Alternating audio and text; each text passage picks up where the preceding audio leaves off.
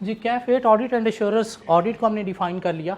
Audit means to express an opinion whether financial statements give true and fair view or not and are prepared according to accounting standard.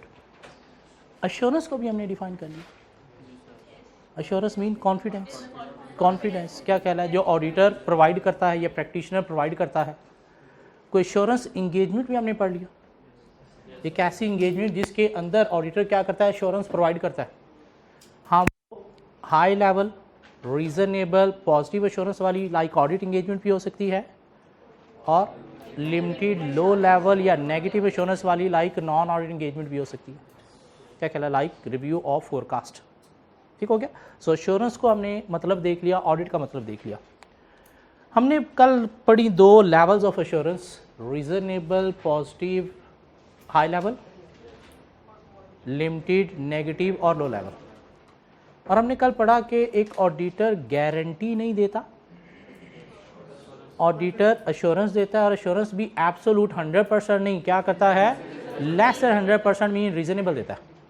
उसकी एक reason हमने कल पढ़ ली थी कि auditor क्यों 100% assurance नहीं देता, कि ऑडिट एविडेंस इसके पास कच्चे पक्के मीन परसुएसिव इन नेचर होते हैं रादर देन पक्के पक्के मीन कंक्लूसिव। ठीक हो गया। मीन सैंपल बेस्ड वर्क हम परफॉर्म करते हैं, 100% टेस्टिंग नहीं करते। दूसरी रीज़न तो ये देखिएगा heading, inherent limitations of audit, कि ऑडिटर क्यों 100% एश्योरेंस नहीं देता। उसकी रीज़न क्या है कि टाइम और कॉस्ट लिमिटेशन की वजह से ऑडिटर 100% एश्योरेंस नहीं देता। क्यों, एक साल की ट्रांजैक्शन अगर हम 100% चेक करें तो शायद 2-3 साल लग जाएंगे, और हमने 4 से 6 माह में एश्योरेंस देना होती है, तो इसलिए टाइम लिमिटेशन की सूरत में ऑडिटर 100% एश्योरेंस नहीं देता। क्यों, 100% चेकिंग नहीं कर सकता उतने टाइम के अंदर। 100% ट्रांजैक्शन को चेक करने के लिए हमें 2-3 साल काम करना पड़ेगा, तो स्टाफ अपना 2-3 साल एम्प्लॉय करना पड़ेगा, 2-3 साल का पे करना पड़ेगा। ऑडिट फ़ी हमारी बहुत थोड़ी होती है, वो हमें अलाउ नहीं करती कि हम 100% टेस्टिंग कर सकें। क्यों, हमने उस फ़ी के अंदर अपना मार्जिन और कॉस्ट भी कवर करना होती है। तो ऑडिट टाइम और कॉस्ट दोनों अलाउ नहीं करते कि हम 100% टेस्टिंग की तरफ जा सकें। तो ये क्या है, एक इनहेरेंट लिमिटेशन है, टाइम की, कॉस्ट की लिमिटेशन, जिसकी वजह से हम एब्सोल्यूट एश्योरेंस प्रोवाइड नहीं करते। आखिरी पॉइंट वही जो मिल गया हमें कि ऑडिट एविडेंस हमारे पास परसुएसिव इन नेचर होते हैं, कंक्लूसिव नहीं होते, तो इसलिए हम क्या करते हैं, रीजनेबल एश्योरेंस देते हैं। फिर कहता है फाइनेंशियल स्टेटमेंट्स के अंदर कुछ फिगर्स, कुछ अकाउंट बैलेंस ऐसे होते हैं जिनकी अंदर कोई जजमेंट एस्टीमेट इन्वॉल्व होती है। किसकी, कंपनी की, मैनेजमेंट की। जजमेंट एस्टीमेट इन्वॉल्व होती है किसकी, कंपनी की, मैनेजमेंट की। कहाँ पे इन्वॉल्व होती है, डेप्रिसिएशन। एसेट को 5 साल पे डेप्रिसिएट करना है, मीन रेट 20% पे डेप्रिसिएट करना है। 10 साल पे डेप्रिसिएट करना है, मीन रेट 10% पे डेप्रिसिएट करना है। ये जजमेंट एस्टिमेट किसकी है, कंपनी की, मैनेजमेंट की। अब ये वाकई ही एसेट 5 साल चलेगा, नहीं हो सकता है 3 सालों में ख़त्म हो जाए। वाकई एसेट 10 साल चलेगा, नहीं हो सकता है 6 सालों में ख़त्म हो जाए। वो तो जब तक 6 साल पूरे नहीं होंगे तब तक तो हमें नहीं पता चलेगा कि एस्टिमेट ठीक है या नहीं। क्या कहला है, तो हमें क्या करना पड़ता है, फिर वहाँ पे उसके अकॉर्डिंगली ही चलना पड़ता है। तो इसलिए ये एस्टीमेट पता नहीं ठीक है या नहीं। क्यों, 10 साल पे डेप्रिशिएट कर रही है मैनेजमेंट, अब 10 साल या तो वेट करें, देखें वाकई 10 साल चला है, डेप्रिशिएट ठीक हुआ है। हाँ, अगर 6 सालों में वो ख़त्म हो गया दिस मीन फिर ये डेप्रिसिएशन ठीक नहीं थी। तो इतना अरसा हम चलते नहीं हैं, तो इसलिए भी हम क्या करते हैं, एश्योरेंस 100% नहीं देते। क्यों, इनका हमें 100% एविडेंस नहीं मिला। एक कंपनी ने कस्टमर को वारंटी ऑफर की है। क्या ऑफर किया, वारंटी। एक IAS है, IAS 37 R2 में आप जाके पढ़ोगे। वो कहता है कि अगर कंपनी ने कस्टमर को वारंटी ऑफर की है तो कंपनी को क्या करना है, वारंटी प्रोविजन रिकॉग्नाइज करनी है। प्रूडेंस, फ्यूचर के खर्चे अगर पता चल जाए आज तो उनकी रिकॉर्डिंग आज होनी चाहिए ना। अगर फ्यूचर के खर्चे आज पता चल जाए तो उनकी रिकॉर्डिंग कब होनी चाहिए, आज होनी चाहिए। तो आपने अगर वारंटी कस्टमर को ऑफर की है तो फ्यूचर में वारंटी क्लेम आएंगे, मीन आपको खर्चा करना पड़ेगा, उसकी रिकॉर्डिंग आज करनी है। आज कैसे हम उसकी रिकॉर्डिंग करेंगे, एक एंट्री रिकॉर्ड करेंगे, warranty expense debit, warranty provision credit. Warranty expense debit, warranty provision credit, mean उसकी प्रोविजन रिकॉग्नाइज करनी। प्रोविजन लाइबिलिटी में चलेगी, खर्चा खर्चों में चला गया। क्या कहला है, अब ये कितनी अमाउंट से वारंटी प्रीमियम लिखनी है? एस्टीमेट पता नहीं कितने क्लेम आएंगे, तो मैनेजमेंट तुक्का ही लगाएगी जी कोई 2000 के क्लेम आ सकते हैं। एक दूसरा मैनेजर कहेगा नहीं 2000 नहीं 2200 के क्लेम आ सकते हैं। एक तीसरा मैनेजर कहेगा नहीं 1900 के क्लेम आ सकते हैं। अब ये क्या है? एस्टीमेट। जब तक क्लेम आ नहीं जाते पूरे साल के तब तक वेरीफाई नहीं होगा कि वाकई अमाउंट ठीक थी या नहीं थी। क्या ख्याल है? तो इसलिए भी कुछ इनहेरेंट लिमिटेशंस हैं, लाइक कुछ फिगर्स एस्टीमेट जजमेंट की बेस पर लिखी जाती हैं और वो एस्टीमेट जजमेंट कंपनी की मैनेजमेंट की होती है। हम ऑडिटर उसको 100% वेरीफाई नहीं कर पाते कि वाकई ये ठीक है, तो इसलिए भी हम क्या करते हैं, अश्योरेंस एब्सोल्यूट मीन 100% नहीं, लेस देन 100% देते हैं। तो क्या हम डिस्कस क्या कर रहे हैं? Inherent limitations of audit, inherent limitations of audit, या हम डिस्कस कर रहे हैं why an auditor can not provide absolute assurance. तो उसकी एक रीजन क्या थी? Persuasive rather than conclusive evidence,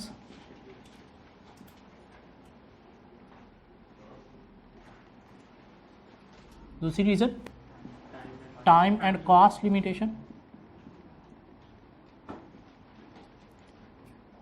तीसरी रीजन एस्टीमेट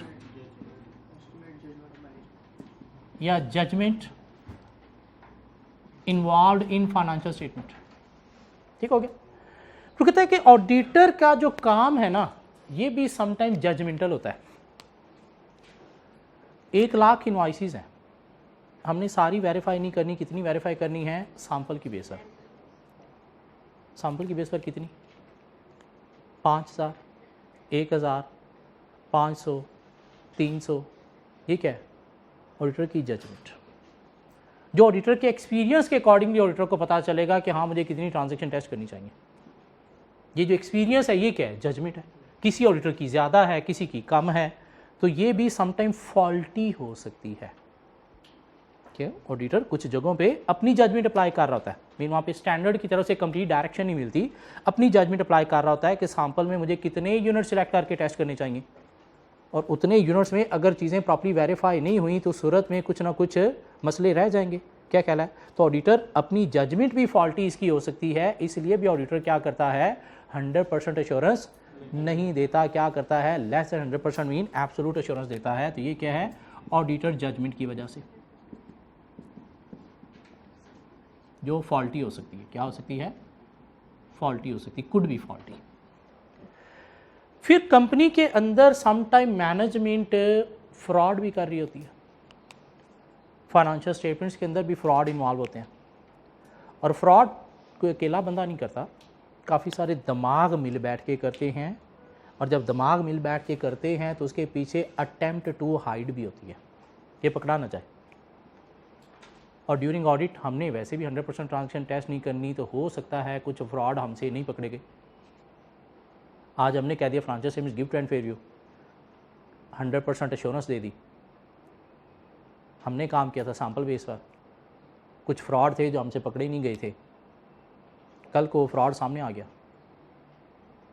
तो दुनिया जूते लेके हमारे सर पे आ जाएगी कि तूने तो 100% एश्योरेंस दी थी कि सब कुछ ठीक है, ये क्या हुआ? वो फ्रॉड हमसे क्यों नहीं पकड़ा गया था? क्योंकि उसके पीछे अटेम्प्ट टू हाइड थी, कुछ इनहेरेंट लिमिटेशन थी कि हम पकड़ ही नहीं सकते थे।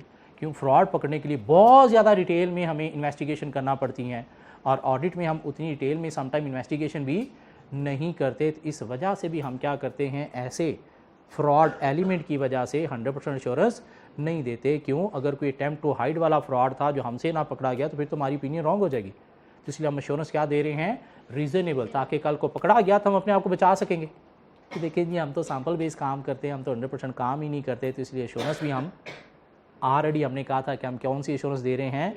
रीज़नेबल दे रहे हैं, एब्सोल्यूट दे ही नहीं रहे। तो ऐसी छोटी छोटी बातें तो फिर इग्नोर हो सकती हैं सर। क्या कह रहा है? सो इनहेरेंट लिमिटेशंस क्या है? Fraud involving collusion, fraud involving collusion. Collusion का मतलब क्या है? दो या दो से ज़्यादा लोगों का मिल जाना आपस में गंदी नीयत के साथ। गंदी नीयत क्या है? कि हमने फ्रॉड छुपाना है, पकड़ा ना जाए, ऑडिटर के से भी ना पकड़ा जाए, इस तरह से वो काम करेंगे, रिकॉर्ड के अंदर कोई चीज़ होगी नहीं, और जब है ही नहीं तो हमारे नॉलेज में फिर नहीं आई। तो इसलिए भी हम क्या करते हैं, इन फैक्टर्स की वजह से, इन लिमिटेशंस की वजह से भी 100% एश्योरेंस नहीं देते। और कोई पॉइंट लिखा हुआ कि ऑडिटर के पास जो है कोई लीगल पावर नहीं होती टू सर्च एवरीथिंग। हर चीज को ठीक तरीके से चेक करने के लिए हम बहुत सारी चेकिंग करना पड़ती है, हर बंदे से जाके इंक्वायरी इंफॉर्मेशन करना पड़ती है, और कुछ बंदों तक हमारी लिमिटेशन आ जाती है। सप्लायर से भी जाके पूछना पड़ता है, भाई दिखा अपने रिकॉर्ड्स में तूने वाकई इतनी चीज़ें कंपनी को बेची हैं। कस्टमर से जाके पूछना पड़ता है, भाई दिखा अपने रिकॉर्ड में तूने वाकई कंपनी से इतनी चीज़ें खरीदी हैं।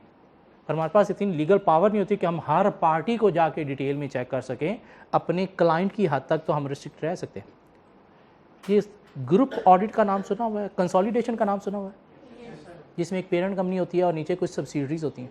क्या ख्याल है, अगर हम पेरेंट कंपनी के ऑडिटर हैं ना, तो सब्सिडरी के अकाउंट्स को जाके हम नहीं डिटेल में देख सकते।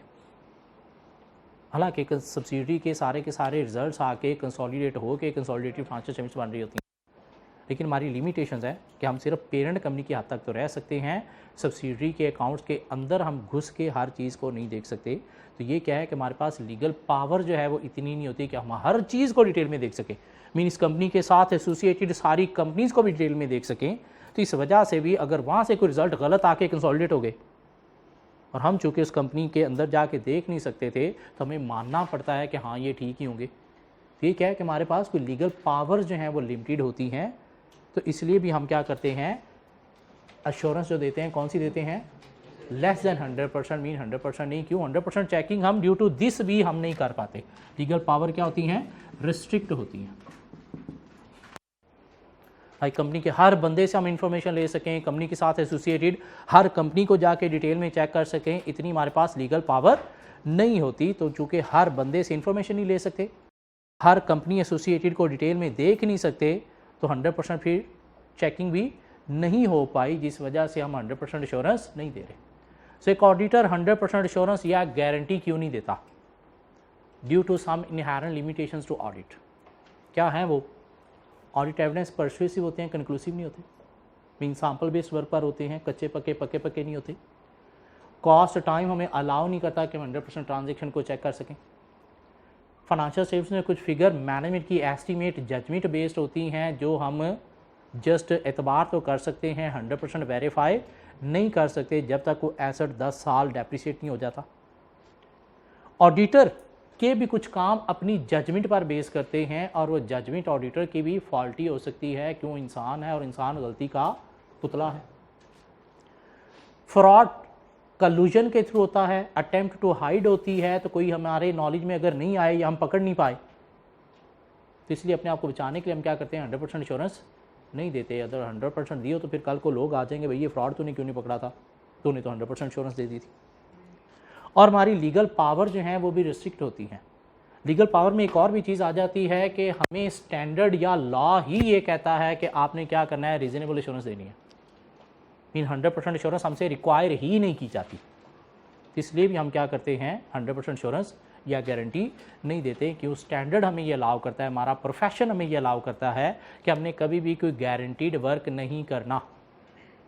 क्यों, अगर हमने गारंटीड वर्क कर दिया तो कल को वो चीज़ वैसे एक्सपेक्टेशन के अकॉर्डिंगली ना निकली, तो हमें ना सिर्फ केसेस फेस करना पड़ेंगे, उससे हमारे प्रोफेशन की रिस्पेक्ट भी इफेक्ट होगी।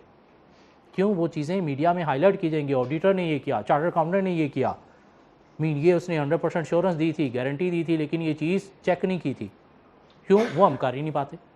इसलिए भी हमारे पास लीगल पावर नहीं है कि 100% इंश्योरेंस या गारंटी दें या हर चीज़ को डिटेल में सर्च कर सके। सर अगर पेरेंट कंपनी ने ऑडिटर्स हायर किए, अगर वो अलाउ कर दे तब तो हमारे पास लीगल पावर है। हाँ, अगर सब्सिडी के ऑडिटर भी हम हैं फिर हमारे पास लीगल पावर है। अदरवाइज सब्सिडी के ऑडिटर नॉर्मली और होते हैं, पेरेंट के ऑडिटर और होते हैं। तो पेरेंट कंपनी कर नहीं सकती क्या? पेरेंट कंपनी का ऑडिटर वहाँ पे जाके बहुत ज़्यादा डिटेल चेकिंग नहीं कर सकता। ज़्यादा से ज़्यादा आप उसका जो ऑडिटर है, जिसे कंपोनेंट ऑडिटर बोलते हैं, उसके साथ डिस्कशन के थ्रू तो चीज़ें डिस्कस कर सकते हो, लेकिन डिटेल जाके वेरिफिकेशन नहीं कर सकते। लेकिन सर सब्सिडी के डिसीजन पेरेंट कर सकती है ना, तो अगर पेरेंट कंपनी कोई ऑडिटर को रख लेती है, हाँ। यही सब्सिडी का भी करेगा। हाँ, फिर तो इशू नहीं है, फिर इशू नहीं है। लेकिन समटाइम सब्सिडी किसी दूसरे कंट्री में है, वहाँ पे ऑडिटर कोई और है, तो हम वहाँ पे जाके नहीं कर सकते, तो ये कुछ लिमिटेशंस हैं। ठीक हो गया। या एसोसिएट भी एक चीज़ होती है, नाम सुना एसोसिएट का? एसोसिएट के अंदर हम कभी भी नहीं जा सकते। सब्सिडी के तो ऑडिटर से फिर भी हम डिस्कशन कर सकते हैं, एसोसिएट के अंदर हमारे पास कोई अथॉरिटी होती नहीं है। क्यों? एसोसिएट है क्या, इसकी मेन सब्सिडी तो नहीं है ना, मीन उतनी होल्डिंग नहीं है कि आप अपने डिसीजन उसके ऊपर इम्पोज कर सको। सब्सिडी पे फिर भी इम्पोज कर सकते हैं, एसोसिएट में नहीं कर सकते। तो वहाँ पे भी क्या आ गई, लीगल रिस्ट्रिक्शन आ गई जी। और कोई पॉइंट रह तो नहीं गया कि मैनेजमेंट हमें समटाइम सारी की सारी इन्फॉर्मेशन प्रोवाइड करती ही नहीं है। मीन हम कोई बात पूछ लें तो बता देगी, खुद से कभी भी अपने बिजनेस सीक्रेट या सारी डिटेल हमें नहीं बताती। तो उस वजह से भी कुछ चीज़ों का नॉलेज हमें प्रॉपर नहीं मिलता, मीन 100% नहीं मिलता। तो इसलिए भी हम क्या करते हैं, 100% इंश्योरेंस नहीं देते। ये कोई 5-6 पॉइंट्स हमें लिखने आने चाहिए, स्ट्रेट फॉरवर्ड टेस्ट किए जा सकते हैं, या कोई सिनेरियो भी इसके ऊपर बनाया जा सकता है। एक ऑडिटर ने कंपनी के फेवर में ओपिनियन दी, ओपिनियन देने के 3 माह बाद कंपनी के अंदर कुछ जो है वो फ्रॉड या मिस स्टेटमेंट फाइनेंशियल स्टेटमेंट्स में निकली। कुछ लोगों ने ऑडिटर को सू कर दिया डैमेजेस के लिए कि हमने आपकी ओपिनियन पर बेस करते हुए डिसीजन लिए थे, तो आप हमारे डैमेजेस पे करें। तो आप बताएं, क्या ऑडिटर को डैमेजेस पे करने हैं या नहीं करने, और नहीं करने तो क्यों नहीं करने? हम क्या करेंगे कि ऑडिटर प्रोवाइड ही क्या करता है, रीजनेबल एश्योरेंस। क्यों प्रोवाइड करता है reasonable assurance? Due to these inherent limitations. इसलिए ऑडिटर लाइबल नहीं है फॉर ऑल डैमेजेस। थोड़ा और आगे चलें। हमने कल बात की एश्योरेंस के 2 लेवल हैं, रीजनेबल पॉजिटिव हाई लेवल जो ऑडिट में दी जाती है, और लिमिटेड नेगेटिव या फिर लो लेवल जो हम नॉन ऑडिट इंगेजमेंट्स में देते हैं। ये जो नॉन ऑडिट इंगेजमेंट्स है ना, इसकी कुछ टाइप्स हैं। नॉन ऑडिट इंगेजमेंट्स की कुछ टाइप्स हैं।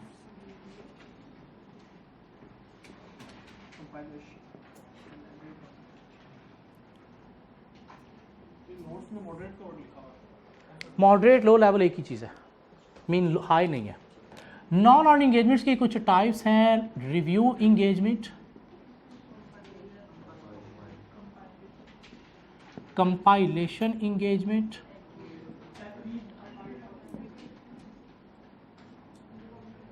And agreed upon procedures.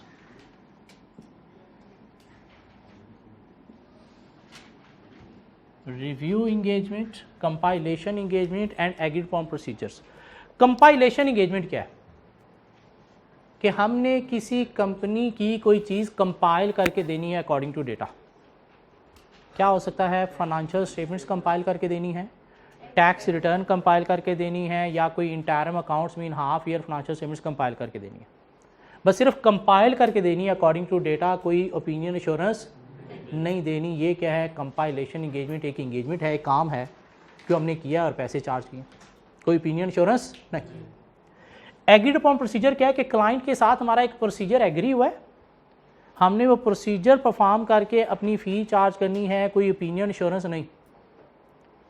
क्या हो सकता है जी, क्लाइंट कहता है ये मेरा एसेट मुझे नहीं पता चल रहा कौन कौन सी कॉस्ट कैपिटलाइज करनी है, कौन सी एक्सपेंस आउट करनी है, तो हम क्या करेंगे, स्टैंडर्ड का नॉलेज अप्लाई करेंगे। ये कॉस्ट कैपिटलाइज होनी चाहिए, ये एक्सपेंस आउट होनी चाहिए, इतने से एसेट की कॉस्ट लिख दो, इतने से डेप्रिशिएट करके नेटवर्क वैल्यू लिख दो। तो क्या किया हमने, एक प्रोसीजर परफॉर्म किया, अपनी फ़ी चार्ज की है, कोई ओपिनियन इंश्योरेंस नहीं दी।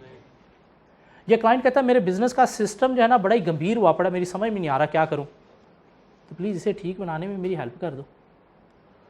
हम क्या करेंगे, जाके उसके सिस्टम को रिव्यू करेंगे, उसके अंदर देखेंगे क्या क्या मसले हैं वो हाईलाइट करेंगे, और क्लाइंट को बताएंगे कि मसले ऐसे ऐसे तो रिजॉल्व कर ले। ये क्या किया हमने, कोई ऑडिट किया नहीं, ये क्या एक प्रोसीजर एग्री हुआ था सिस्टम को रिव्यू करने का, वो हमने परफॉर्म किया, अपनी फ़ी चार्ज की, दैट्स इनफ, घर आ गए। क्लाइंट कहता है मेरा ये डेटर क्रेडिटर अकाउंट बड़ा गंभीर हुआ पड़ा, मेरी समझ में नहीं आ रही कितनी ऑर्ड्स में फाइनेंशियल स्टेटमेंट्स में लिखूँ। तो हम जाके उसका डेटर अकाउंट देखेंगे भाई कौन कौन से बैड डेट्स की प्रोविजन क्रिएट करने वाली है, तो इतने से प्रोविजन क्रिएट कर दे, इतने से डेटर लिख दे, इतने से क्रेडिटर लिख दे, पैसे चार्ज करेंगे, घर आ गए। क्या हमने कोई ऑडिट किया नहीं। इसमें कोई चीज़ कंपाइल करनी है अकॉर्डिंग टू डेटा, मीन कोई सेट बना के देना है, फाइनेंशियल स्टेटमेंट्स का हो सकता है, टैक्स रिटर्न हो सकती है, इंटरम अकाउंट्स हो सकते हैं। इसमें कंपाइल नहीं, कोई काम करना है। काम क्या है, एसेट वैल्यूएशन है, डेटर क्रेडिटर अकाउंट इन्वेस्टिगेशन है, या फिर रिव्यू ऑफ कंपनी सिस्टम है। कोई ओपिनियन अश्योरेंस नहीं हम देंगे, इसलिए इनको नॉन अश्योरेंस इंगेजमेंट हम कह सकते हैं। ये क्या है? नॉन अश्योरेंस इंगेजमेंट जी, जिसमें कोई हमने अश्योरेंस नहीं देनी, सिर्फ कोई काम करके देना, अश्योरेंस नहीं देनी। लेकिन इनके ऊपर स्टैंडर्ड है जिन्हें नाम दिया जाता है ISRS, international standard on related services. ISRS stands for international standard on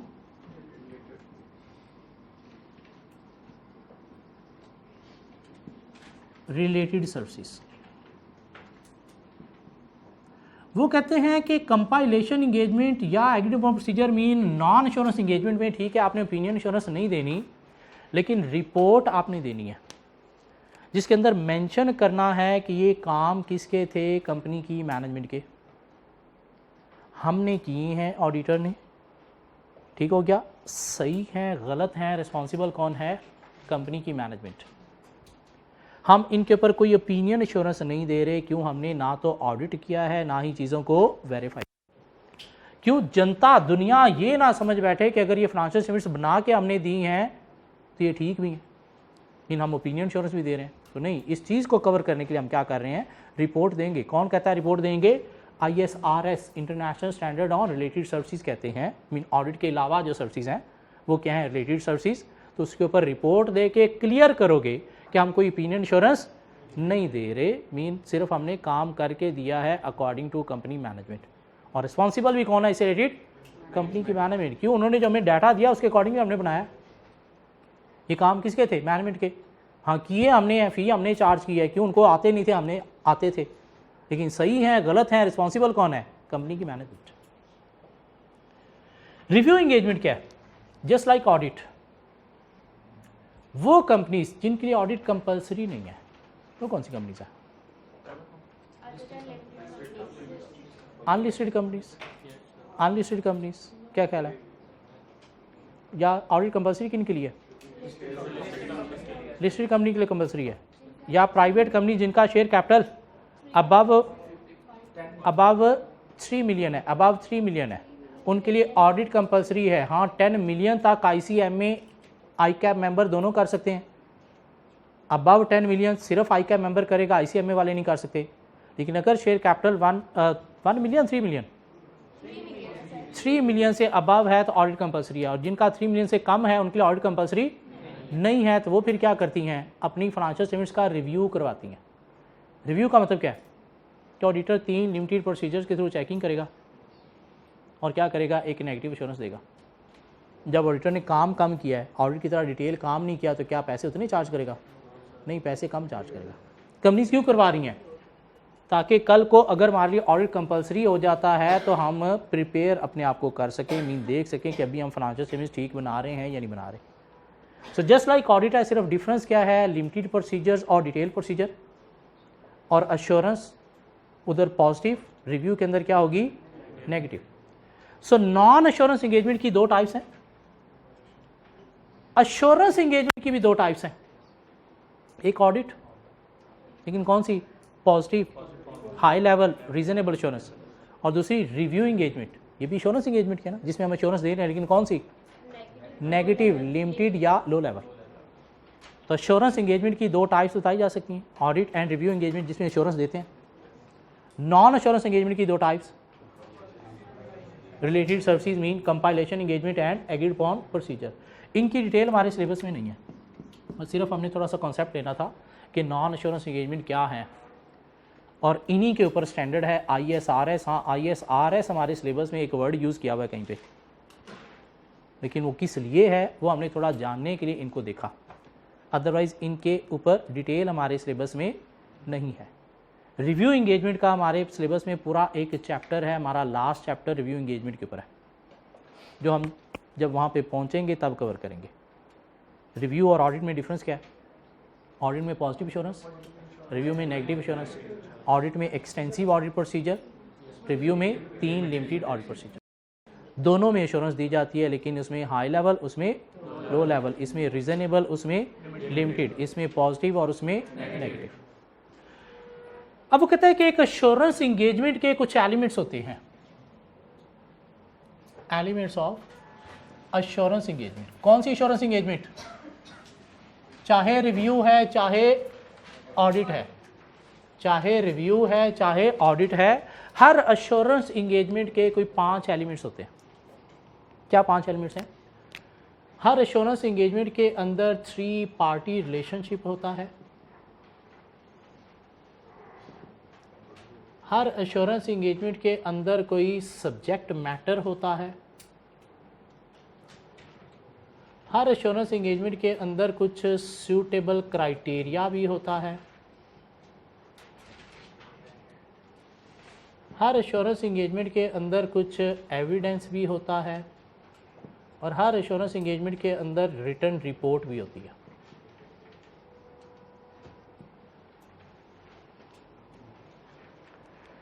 एक ऑडिटर जो भी काम करता है, एक ऑडिटर जो भी काम करता है उसे वो लिख लेता है।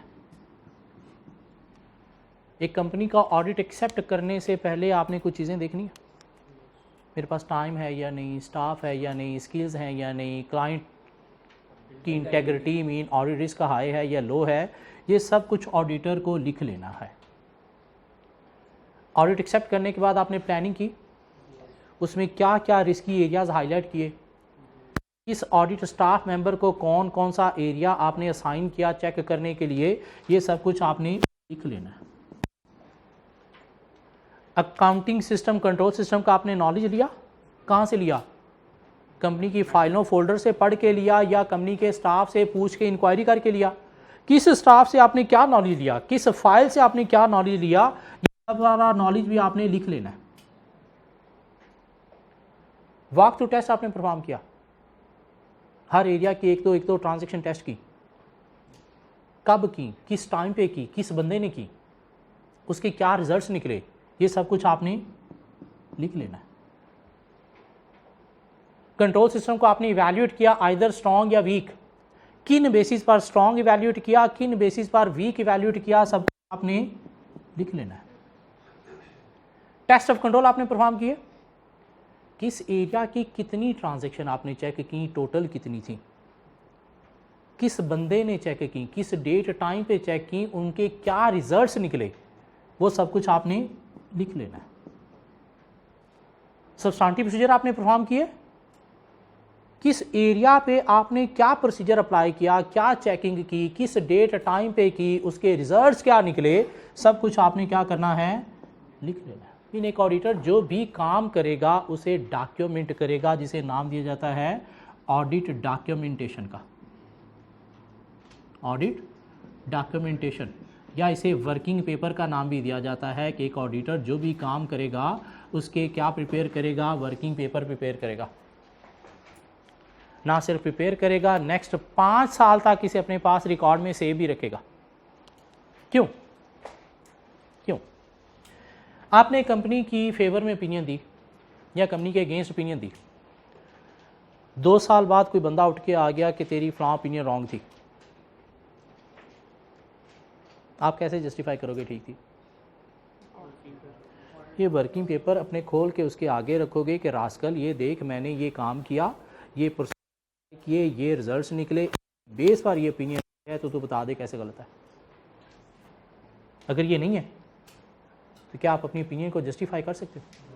नहीं, दुनिया तो समझेगी पागल है, पता नहीं क्या बोली जा रहा है, क्या कह रहा था। आप पागल नहीं हो। ये चीज़ प्रूव करने के लिए आपको क्या रखने हैं अपने पास, वर्किंग पेपर। मीन आपके जो मेन एविडेंस है जिसकी बेस पर आप ओपिनियन दे रहे हो वो है ही क्या, ये वर्किंग पेपर, कि मैंने ये काम किया, ये प्रोसीजर परफॉर्म किए, इस डेट टाइम पे परफॉर्म किए, इतनी ट्रांजैक्शन को टेस्ट किया, ये रिजल्ट्स निकले हैं, जिसकी बेस पर मैं कह रहा हूँ कि ये चीज़ ठीक है या फिर गलत है।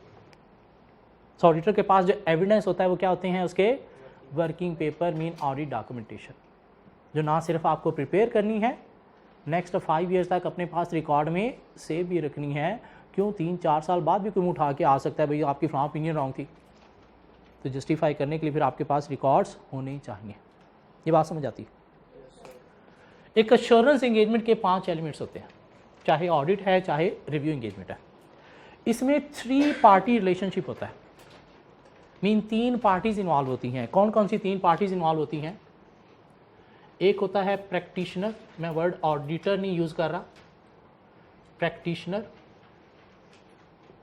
क्यों? अगर नॉन ऑडिट इंगेजमेंट है तो उसमें फिर अकाउंटेंट भी हो सकता है। एक होता है यूज़र ऑफ रिपोर्ट और एक होती है रिस्पॉन्सिबल पार्टी। लाइक ऑडिट की बात करें, एक होता है ऑडिटर प्रैक्टिशनर, एक यूज़र ऑफ द रिपोर्ट जिसने आपको कहा ऑडिट कर मीन शेयर होल्डर, और एक रिस्पॉन्सिबल पार्टी जिसने कोई चीज़ बनाई है, और वो रिस्पॉन्सिबल पार्टी कौन है? कंपनी की मैनेजमेंट मीन डायरेक्टर्स। तो 3 पार्टी रिलेशनशिप होता है।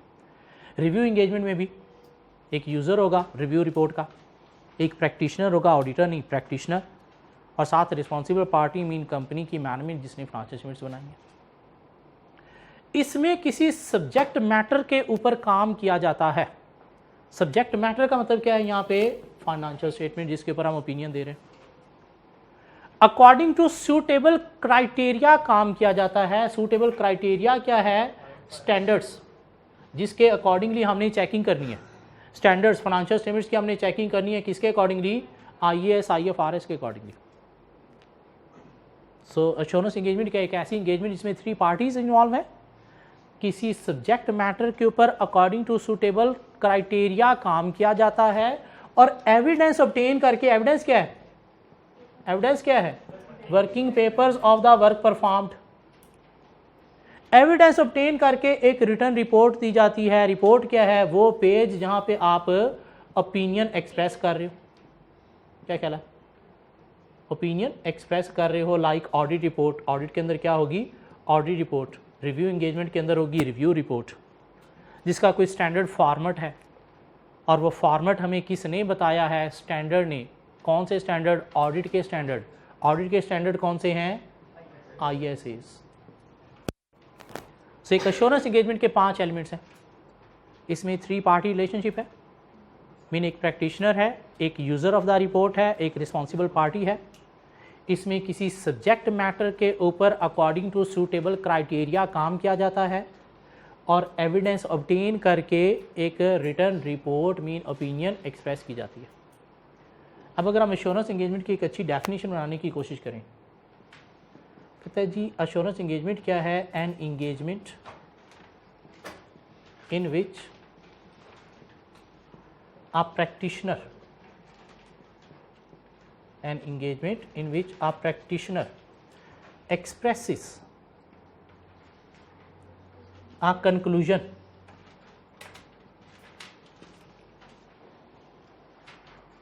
on subject matter based on suitable criteria.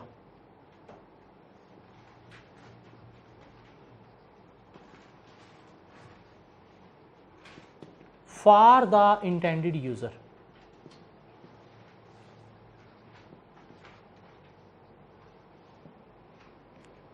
Assurance engagement क्या है? एक ऐसी इंगेजमेंट जिसमें एक प्रैक्टिशनर जो है वो क्या कर रहा है? एक्सप्रेस कर रहा है कंक्लूजन। कंक्लूजन बोले तो report, opinion on subject matter. किसके ऊपर? सब्जेक्ट मैटर के ऊपर मीन फाइनेंशियल स्टेटमेंट्स के ऊपर, based on suitable criteria mean standards के अकॉर्डिंगली चेकिंग करते हुए। किसके लिए? For the intended user. Intended user कौन है यहाँ पे? Share holder mean user of the report. क्या कहला? आप पहली मिनट समझने के बाद ये डेफिनेशन कुछ समझने के हम काबिल हैं। शायद नोट्स के अंदर लिखी हुई है डेफिनेशन कहीं पे एश्योरेंस इंगेजमेंट की। क्या कहला? सो एश्योरेंस का मतलब क्या है? कॉन्फिडेंस। एश्योरेंस इंगेजमेंट क्या है? एक ऐसी इंगेजमेंट जिसमें प्रैक्टिशनर कंक्लूजन एक्सप्रेस करता है about subject matter based on suitable criteria. किसके लिए? For intended user. Assurance engagement के 5 एलिमेंट्स हैं। 3 पार्टी रिलेशनशिप है। सब्जेक्ट मैटर के ऊपर according to suitable criteria mean standard checking करके, एविडेंस ऑब्टेन करके एक return report mean conclusion opinion express की जाती है। एश्योरेंस की 2 लेवल्स या 2 टाइप्स हैं। रीजनेबल पॉजिटिव हाई लेवल जो ऑडिट में प्रोवाइड की जाती है, और limited negative low level like nothing has come to our attention that causes us to believe financial statements do not give trend fair view। और कहाँ पे प्रोवाइड की जाती है? रिव्यू ऑफ फोरकास्ट या रिव्यू ऑफ फाइनेंशियल स्टेटमेंट में। एक auditor 100% assurance नहीं देता, रीजनेबल एश्योरेंस देता है। क्यों?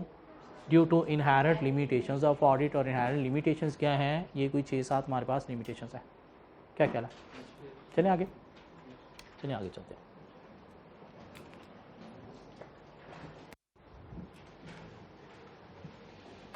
ये 5 एलिमेंट्स पास में एग्जामिनर एक दफ़ा 5 नंबर के लिए टेस्ट कर चुके हैं।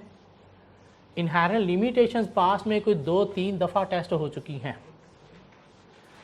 Types of assurance, level of assurance भी पास में कोई 1-2 दफ़ा टेस्ट हो चुके हैं। Straight forward.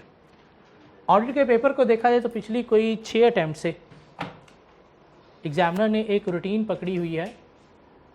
कोई 18 से 24 मार्क्स इसमें स्ट्रेट फॉरवर्ड टेस्ट हो रहे हैं, रटा। बाकी सिनेरियो बेस्ड टेस्टिंग हो रही है। इन माइंड में रखो कि कोई 20 नंबर जो है वो स्ट्रेट फॉरवर्ड रटा टेस्ट होगा। बाकी सिनेरियो बेस्ड क्वेश्चन के ऊपर हमें नॉलेज अप्लाई करना होगा। हम वो सिनेरियो बेस्ड आगे चैप्टर 3 से ऑनवर्ड आएगा। अभी चैप्टर 1-2 जो है वो मेनली बेस कर रहा है रटा के ऊपर। कोई सिनेरियो आता भी है तो उसके अंदर 80% जो है वो क्रैमिंग ही लिखी जाएगी। तो इसलिए ये चीज़ों को मैंने शॉर्ट कर दिया। कोई 300-350 पेजेस की आई कैप बुक को मैंने 130 पेजेस में शॉर्ट कर दिया। तो इनको और शॉर्ट हम नहीं कर सकते, इतना हमें प्रिपेयर करना पड़ेगा। अब रटा हाफ्ज़ों वाला रटा नहीं लगाना हमने।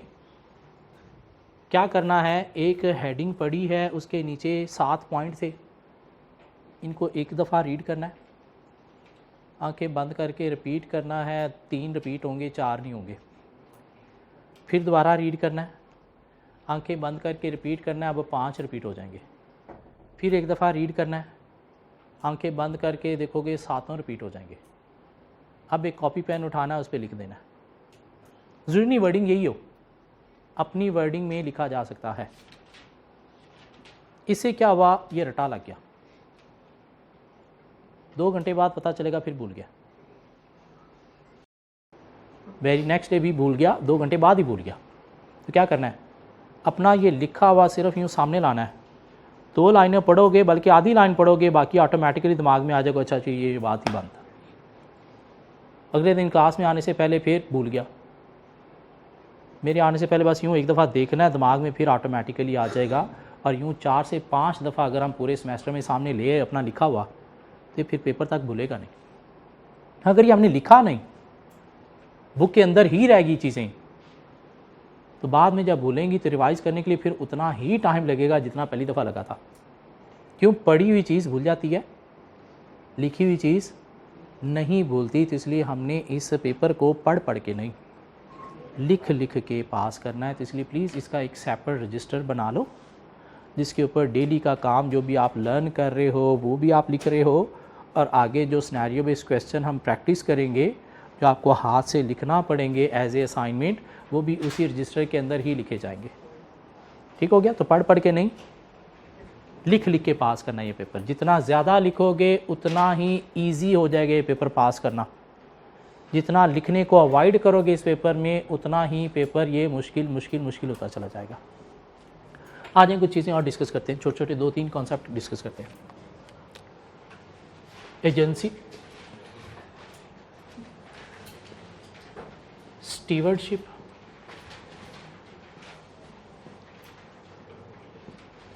And accountability.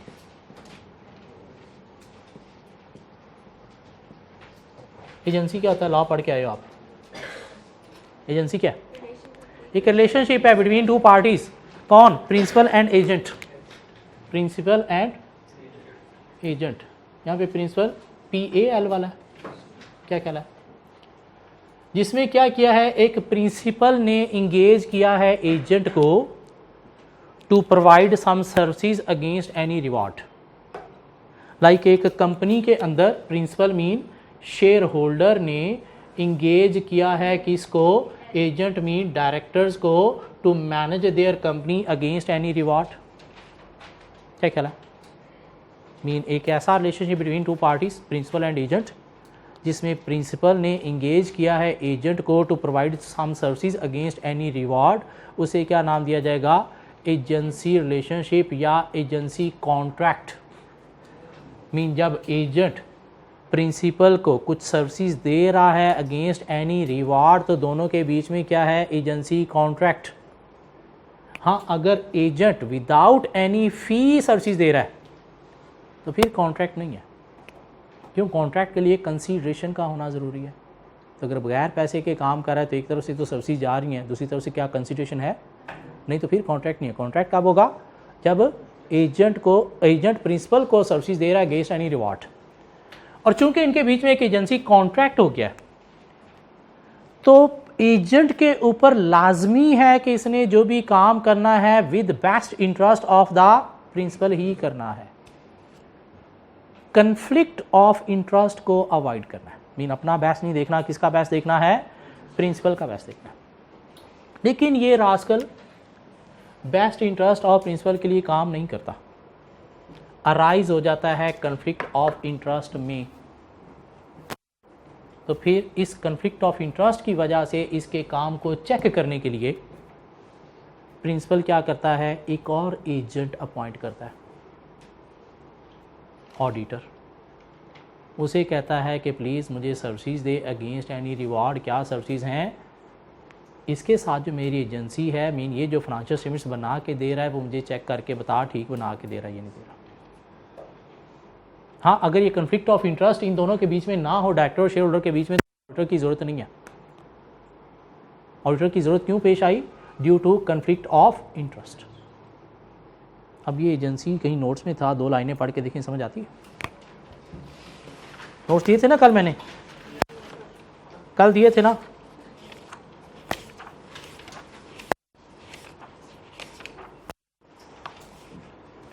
एजेंसी पढ़ के देखें, समझ आती है?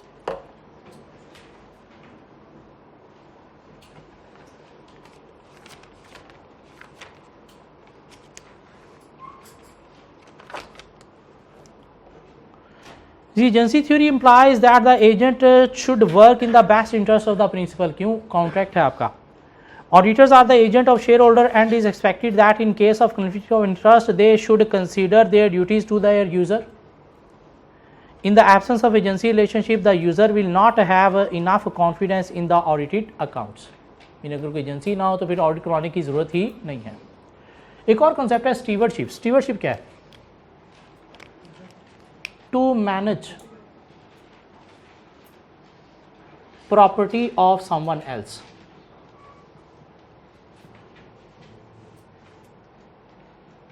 मीन किसी की प्रॉपर्टी को मैनेज करना, ये क्या है? स्टीवर्डशिप।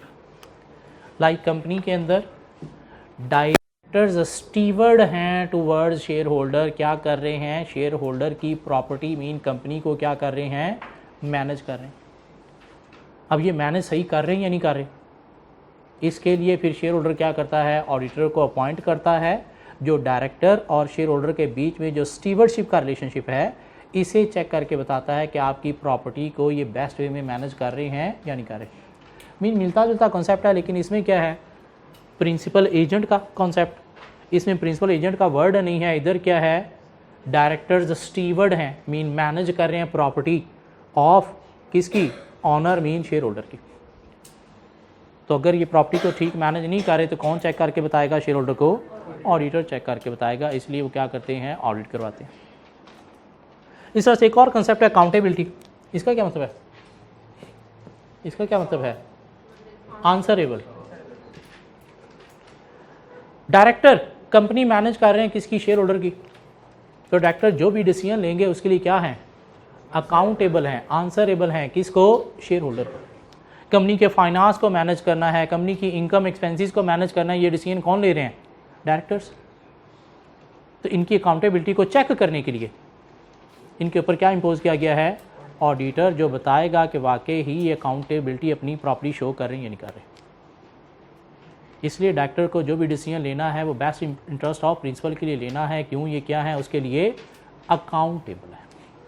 आइए भी पढ़ते हैं स्टीवर्डशिप क्या है। Stewardship refers to the obligation of looking after the asset with care and caution. Mean किसी की प्रॉपर्टी एसेट को मैनेज करना विद केयर एंड कॉशन, एहतियात के साथ। The person who manage the asset of the owner is called steward, mean director steward हैं towards owner, mean shareholder जिसकी property manage कर रहे हैं। The steward director should take the action in the best interest of the share holder. क्यों? Director steward हैं honour share holder की तरफ, तो जो भी इंटरेस्ट लेना है, जो भी डिसीजन लेना है वो शेयर होल्डर के बेस्ट में लेना है। क्यों? उसकी प्रॉपर्टी को आप मैनेज कर रहे हो, अपनी नहीं। There may be a conflict of interest between the directors and shareholder, mean अपना बेस्ट देखना शुरू कर देते हैं director. Therefore the director want financial statements audited by an independent party to enhance the credibility. Directors want या shareholder want? Shareholder want कर लें please, share holder want कर लें, डायरेक्टर्स नहीं। Therefore the share holder want financial statements audited by independent party to enhance the credibility. The independent auditor reduce the shareholder mistrust of the director. Accountability, management and directors are responsible to the shareholder for their action and decision, mean answerable हैं। To show their accountability, directors and management prepare financial statement, और अपनी accountability show करने के लिए क्या करते हैं? financial statements prepare भी करते हैं और उसका ऑडिट भी करवाते हैं, ताकि अपनी अकाउंटेबिलिटी प्रॉपर्ली शो कर सके कि हमने जो भी डिसीजन लिए हैं best interest of the share holder या कंपनी ही लिया। ये कुछ छोटी छोटी 3 डेफिनेशन है। बड़ा पुराना अरसा हो गया एग्जामिनर ने कभी टेस्ट किया, इन पिछले कोई 6 सालों में तो नहीं टेस्ट हुई, लेकिन सिलेबस के अंदर है। ICAP बुक में भी कोई आधा पेज है इनके ऊपर।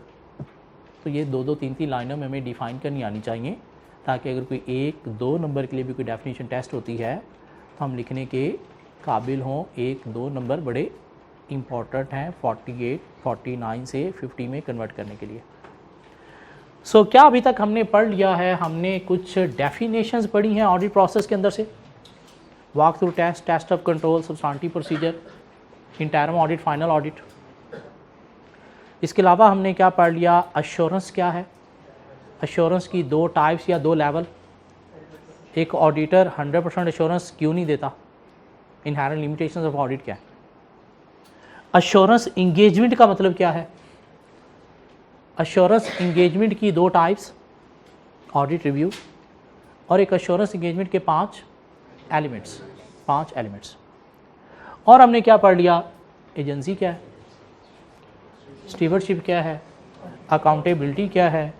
कल इसके अंदर इस तरह के 2-3 छोटे छोटे टॉपिक्स और हैं, वो कवर करेंगे।